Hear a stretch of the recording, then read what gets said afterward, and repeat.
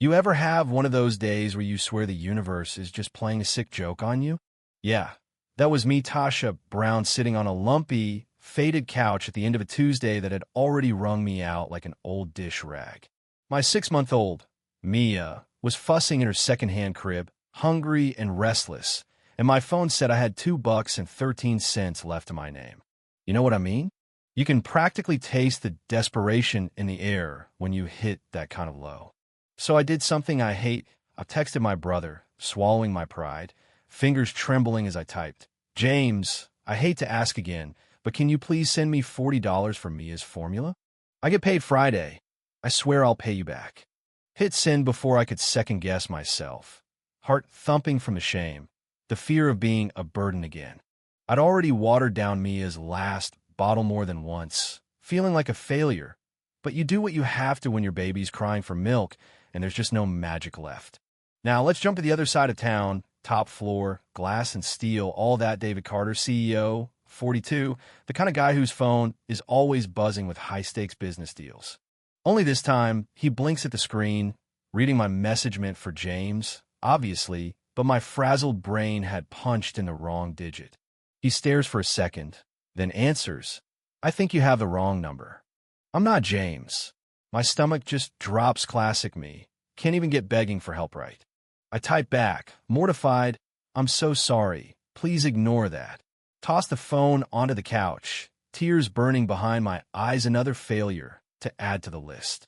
But Themmy phone buzzes again. Will your baby be okay? The stranger, David, asks. That threw me for a loop. Why'd he care? Why would anyone? I just reply, we'll manage.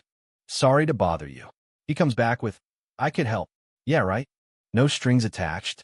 Not in this world. I text, thanks, but I don't take money from strangers. He shoots back, smart choice. But I'm David now, not a stranger. What formula does your baby need? And here's the thing, I almost don't answer, but a little flicker of hope says maybe, just maybe, this time it's different. So I tell him, it's called FamCare Gently. It's the only one that doesn't upset me his stomach. He asks for my Venmo. For a second, I hesitate, thinking this could get weird, but honestly, what do I have left to lose? I send it. Not 2 seconds later, $400 lands in my account. 400. I stare at the number like it's a mistake, but it's real. This is too much, I say, fingers flying.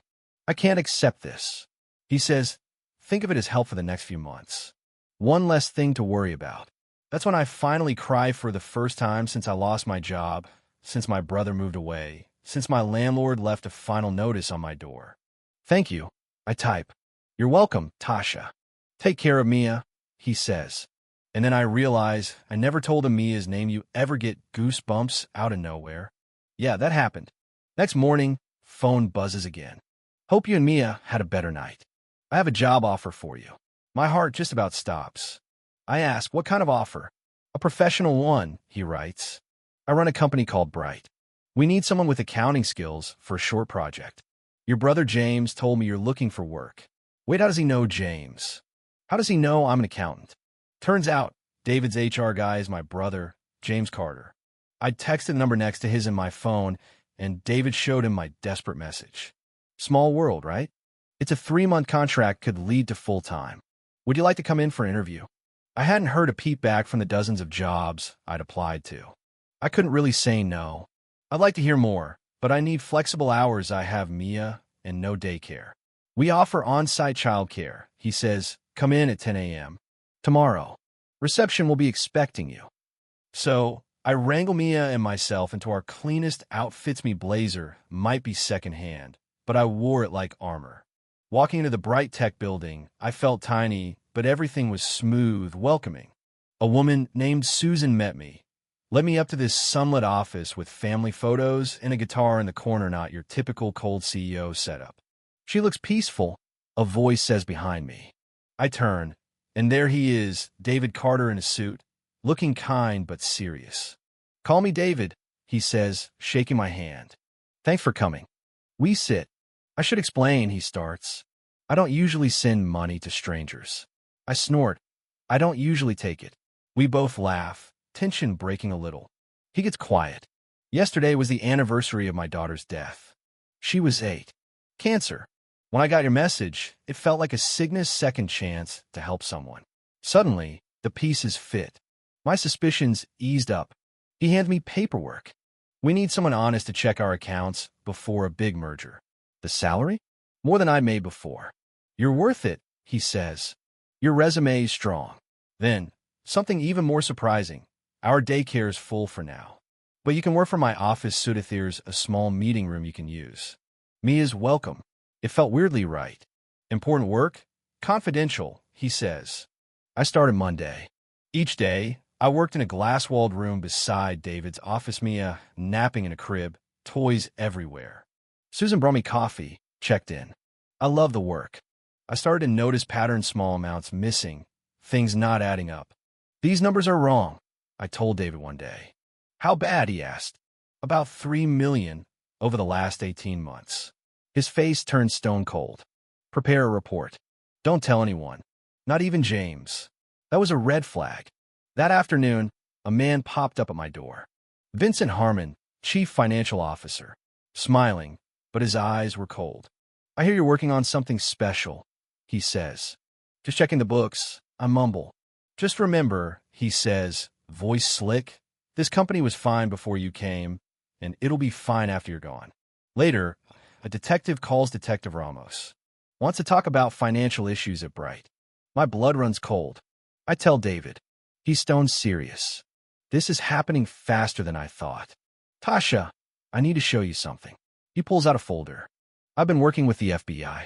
Vincent is stealing money, but I couldn't trust anyone inside. I needed someone from outside, someone honest. My head is spinning. You used me, I whisper. I gave you a real job, he says, not flinching. But yes, I saw your situation and thought you could help stop this. Before I can respond, Susan bursts in. The police are here, Anne. They're saying you both stole the money. David doesn't miss a beat. Susan, take Tasha and Mia to the safe house now. I'm like a safe house. They'll take Mia if they arrest you. Go. I'll fix this. Susan leads us through a hidden door seriously, like a movie. The apartment is spotless, quiet. I'm pacing, waiting, Mia sleeping in my arms. At midnight, a new text. Are you safe? Who is this? It's me. The FBI is ready. Will you help us finish this? I look at Mia, at everything riding on this. I could run, but I don't. I'll be there. Next day, I explain everything to the FBI. They're ready for Vincent. At the board meeting, Vincent stands up, smug. David Carter and Tasha Brown stole company money. David stays ice cold. Let's hear another side. Doors swing open. I walk in with the FBI. For half an hour, I lay out the evidence, every transfer, every penny. Vincent goes pale, starts reaching in his pocket. David leaps between us. FBI tackles Vincent to the ground. He's arrested, along with a couple others. Back at the office, David looks at me, exhausted but smiling. I want you as head of internal audit, full-time. Thank you for trusting me. 6 months later, company party, music playing, Mia toddling between tables, David by my side, his hand in mine. That wrong number turned out to be the right one after all. So here's what I want to know. What would you have done? Would you trust a stranger, follow a twist of fate, risk everything for the chance to do what's right? Is it justice when the guilty go down? Or is justice something messy, something you have to fight for every day? Tell me what you think, because sometimes the wrong number is exactly the wake-up call you need.